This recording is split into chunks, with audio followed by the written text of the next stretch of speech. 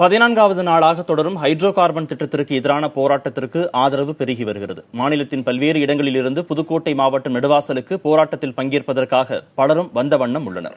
Hydro carbon திட்டத்தை கைவிடும் வரை போராட்டம் தொடரும் என அறிவிக்கப்பட்டிருக்கிற நிலையில் பல்வேறு அமைப்புகளை சேர்ந்தவர்களும் ஆதரவு தெரிவித்திருக்கின்றனர். சமூக ஆர்வலர் டிராபிக் ராமசாமி, பேரறிவாளரின் தாயார் அற்புதம்மாள், பச்சை தமிழகம் கட்சி ஒருங்கிணைப்பாளர் சுப உதயகுமாரன், நடிகர் மன்சூர் அலிகான் உள்ளிட்டவர்கள் ஆதரவு தெரிவித்தனர். பறை இசைத்து கலைக்குழுவினர் ஆதரவு தெரிவித்தனர். புதுக்கோட்டை மாவட்ட வணிகர்கள் சங்கங்கள் இன்று ஒருநாள் கடையடைப்பு போராட்டத்தை நடத்தி வருகின்றன. போராட்டத்தில் பங்கேற்றிருக்கும் அனைவருக்கும் ஊர் மக்கள் சார்பாக உணவு உள்ளிட்டவை வழங்கப்பட்டு வருகின்றன. இதனிடையே காவல்துறையினரின் பாதுகாப்பும் பலப்படுத்தப்பட்டிருக்கிறது. ஹைட்ரோ கார்பன் திட்டத்தால் ஒரு பாலைவனமாக இருக்கக்கூடிய ஒரு சூழ்நிலையை உருவாகி கொண்டிருக்கின்றது.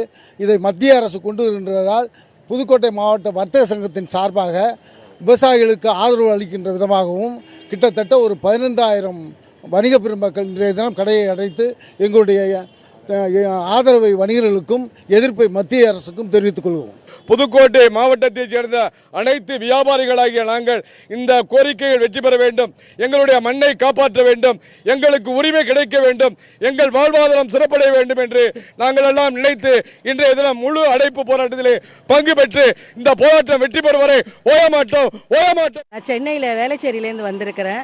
இந்த டிவியில் பார்த்த உடனே ஏன் இந்த திட்டம்னா என்ன, இதனால எதுக்காக பாதிக்கப்பட்டிருக்காங்க மக்கள்னு நேரடியாக பார்த்து என்னுடைய தமிழ் உணர்வை இவங்களோட பதிவு பண்ணணும். நான் தமிழச்சு, இந்த மண்ணில் என்ன பண்ணுறாங்க, ஏன் இவங்க இப்படி மக்கள் பயப்படுறாங்க அப்படின்னு நீங்கள் நேரடியாக வந்து பார்த்த பொழுது பெரிய பெரிய ஆழ்துணை கிணறுகள்லாம் சாதாரணமாக இல்லை.